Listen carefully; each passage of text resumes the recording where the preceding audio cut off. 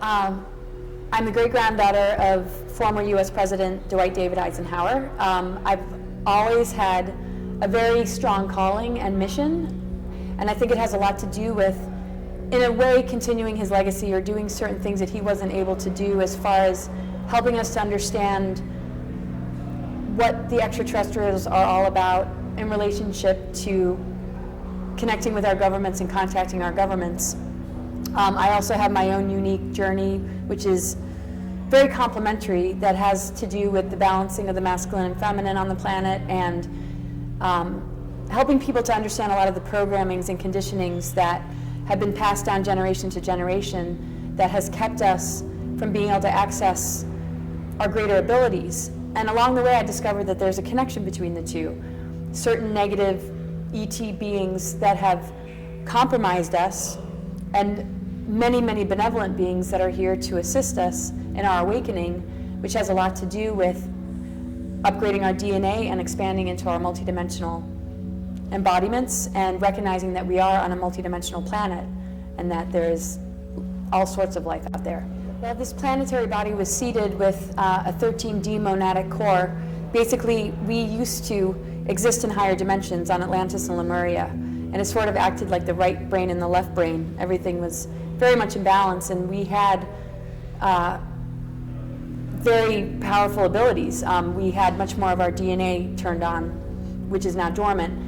And because we're in a free will universe, things started to get out of balance, and it led to catastrophes and huge floods. And what ended up happening is we collapsed into a lower harmonic universe that brought us into a lower density. And then we as humans, as we know it, are not functioning at our full DNA capacity. We're functioning at like maybe a second strand or third strand.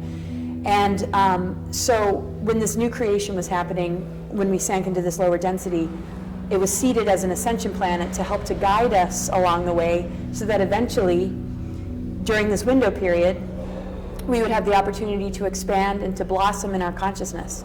And so even religion touches upon it when we think about the tree of knowledge, the tree of good and evil, which we chose to partake in. Even though I don't follow religious teachings, the symbolism is more connected to our DNA, and how duality gives us a free will choice to choose to advance ourselves or choose to stay limited. And the spiritual component has a lot to do with this window period, because we're in alignment with the galactic plane, and the window period is called a stellar activation cycle between the years 2000 and 2017, when the natural stargates on the planet open, which connect us to these other dimensions, and is directly linked to our DNA. And when we expand ourselves, we are assisting the planet, and as the planet has this natural phenomenon that's happening, it affects us. And so certain control agendas do not want us to ascend, because they won't be able to make money off of us, they won't be able to feed off of us. And so there is a negative agenda, but we just simply have to understand the game. And this is the thing with like transhumanism, and if we don't develop spiritually, we'll be linked much more into an artificial intelligence system, which would advance us only on an intellectual level or keep us, in a sense, controlled. And this is what this agenda wants to bring us into. And so we don't want technology to supplement us too much. It doesn't mean that we give up on technology, but it's about finding a balance between spirituality and technology, because the whole reason these advanced civilizations collapsed in our ancient history was because of the polarization of too much focus on the technology and not enough on the spirituality. And that has to do with the negative ego mindset of some of these dark controllers. Well, I mean, this is a lot of why I do what I do, because I mean, the elitists or the dark cabal or whatever you want to call it has been hoarding these advanced technologies and using it for their own benefit. When I feel these, and I know I'm not alone in this, these technologies should be used to assist those that are in need, to feed those that are hungry, and to go towards assisting our planetary body in healing. The problem is the mindset of these individuals doesn't think about the whole, it only thinks of themselves. And it doesn't make any sense that they have such advanced technology that can regrow limbs and heal cancer and cure all sorts of things. And we see people struggling day to day, like you say, and the difference is unbelievable. And the imbalance is the same kind of imbalance that we might experience within ourselves because we were born into it. And it's very easy to be thrown off because of what we were born into. And so we have to do that extra work on ourselves to stand up for our rights and to heal from these programmings and conditionings, and to also develop a stronger sense of empowerment so that we don't let them get away with it anymore. So I like to consider myself a voice for those that don't have a voice, that need assistance. What's the percentage of the humanity that you're talking to? Well, I mean, a lot of people call it the 99% to the 1%. And the thing is, if we all look to each other and we work together and unify, there's not going to be a 1%. They're going to be pretty much starved because they rely on us giving our power away to them to even exist. And so those of us that have the ways and means to, bring about justice and expose these things can help those that are very compromised and are in, serious suffering and poverty. Well, I just think we need leaders that care about us and care about the planet, and we don't have those leaders. And so I don't think protesting is going to help because they use that against us, because that would push us into a police state where they will find some reason to compromise us more. I think we need to starve the system and choose who we feel confident about, and also understand that we're all leaders. So we don't want to vote these people into office. They have the ability to terraform Mars and actually, create a lot of life there. They have those technologies. They have colonies there too, and what they want to do is compromise us here on Earth, create a new world order, or create a genocide plan to extinguish most of the human race, so that they can come back and rule it. Come back? You mean from Mars and maybe come back to Earth. You think there are people over there? There's already people on Mars, yeah. There are colonies there. Oh, they're going back and forth. They have been since the 60s. Right, no. Oh, they don't tell us this stuff.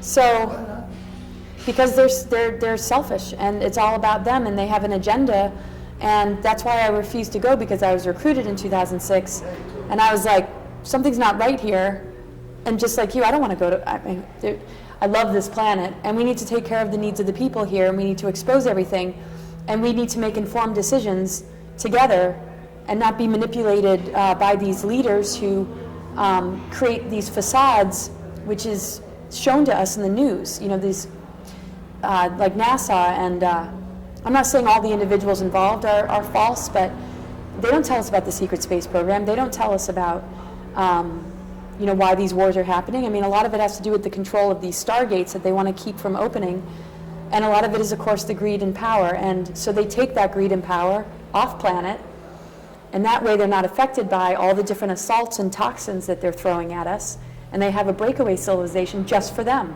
while we're dealing with chemtrails, weather modification, and Fukushima, and the pollution of our waters, and like the HARP project. The HARP, hello, yes. Weather modification, they can create superstorms, and but they're not going to succeed in this. And this is... Why is this? Why all this effort and all the money they spend, all the thinking that they have to use all this technology just to banish 3 billion people out of Earth? Is that the plan?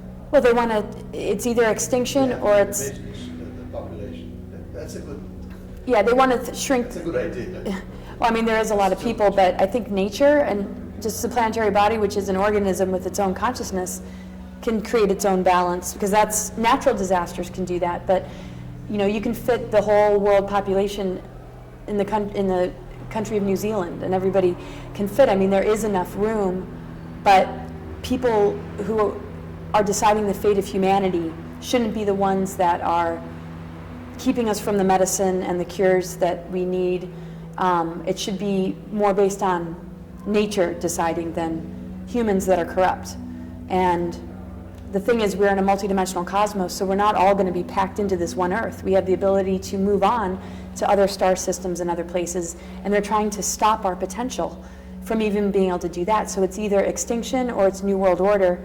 And the reason they're doing this is because the main group responsible for the negative agenda compromised their DNA on purpose. so that they can maintain control. And that's part of, like, in biblical terms, that would be part of Lucifer's rebellion. In exopolitics terms, it would be these lower extraterrestrial races like the Dracos and the beings from Orion who are service to self-orientated. And because they traded in their DNA in order to maintain control, because they didn't want to heal, they can't connect directly to spirit, which means that they rely on us to feed on. And without us, they actually would perish.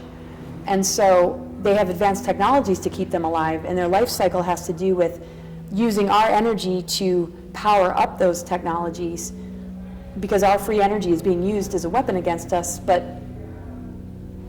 they harvest it and use it for themselves. And so in a way, it's for their survival that they do it to us, but it starts off with that corrupt greed mentality that wants domination and control. That's what got them into the mess. But now they rely on us and these technologies to keep them alive, whereas us as humans, we have direct connection to spirit. That's why we have the potential to ascend. And so we just have to be careful of the traps so that we don't give our free will away to them, and so that we can see the deceptions, because we can only agree to it. They can't take it from us unless we agree to it.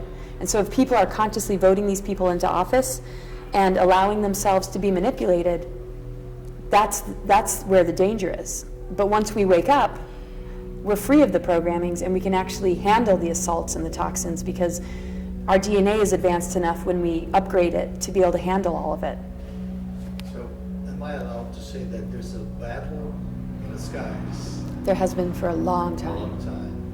And we're just the spears and the shields and the boots for them. Yeah, we're totally caught in the middle. But at the same time, we have the potential to advance ourselves beyond these wars, and to really just become like sovereign and free of it. I mean, they're just pitting us against each other and using us. There's a lot of projects that use individuals. The whole Illuminati and the 13 families, they're not naturally corrupt. I mean, they go through trauma-based mind control to be as corrupt as they are. And it's really difficult, so anybody listening to this for the first time, don't think it's easy for the person who's doing the research, because it's completely insane. But we have to understand that in a free will universe, this is going to happen. I mean, we have our own negative ego, and we can see the destruction it causes in our lives and how it sabotages relationships. So it's no different in the macro world with what these beings have decided to do. And so when we just do our own inner work and unify with each other, we're going to be okay. But this is a critical window period, because their technologies are really gaining a lot of strength here.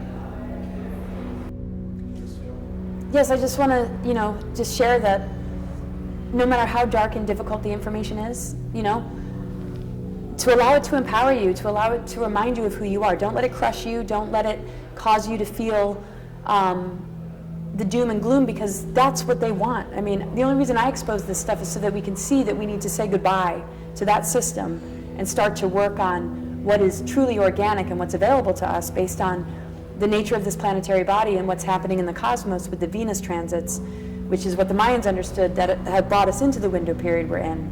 So get excited about your liberation instead of allowing yourself to get too caught up in the fear because these dark agendas exist. But of course, it's a process we have to move through, because it's understandable that we would be angry, and it's understandable that it's upsetting, but I guess my main message is to just embrace what we're truly made of, and whatever process you need to go through to get to that awareness is an important step to take. But well, resources that I can recommend to assist people, my website's cosmicgaiasophia.com. I do session work with people to help them process this information, to answer questions about the material I present, because I know it goes over a lot of people's heads. And I'm not going to share this information without making myself available to answer questions. And I'm an astrologer, I'm a tarot reader, and I do clairvoyant sessions. A website that I recommend as far as understanding the information and the complexities of everything I'm talking about, the greatest website I feel is energeticsynthesis.com. You can Google Lisa Renee, R-E-N-E-E. What I would recommend is that people look into implant removal, because they can control us through implants, and there's a lot of people that have been abducted and implanted. I would recommend that people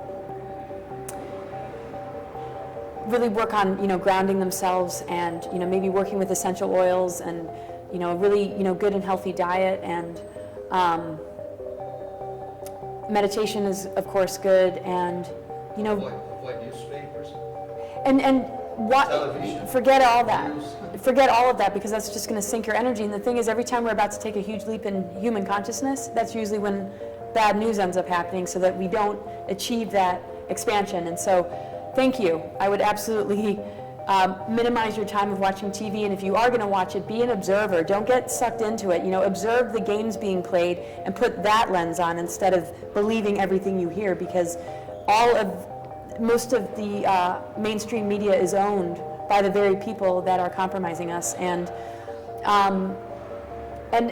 look locally in your community. Maybe create groups where you can have workshops and discussions about this sort of stuff, and think positive, because we're powerful beings, and their manipulation has a lot to do with taking our dreams and taking our energies, so that we enable these dark agendas. If we could just focus on what we want to manifest and put it into our own internal GPS system, what visions we want for the future, we'll be able to hear our inner voice, and we'll be able to get assistance from spirit guides and benevolent star family that is here to help us, and that'll take us right into a beautiful future, because we can manifest this. This is what they don't want us to realize about ourselves.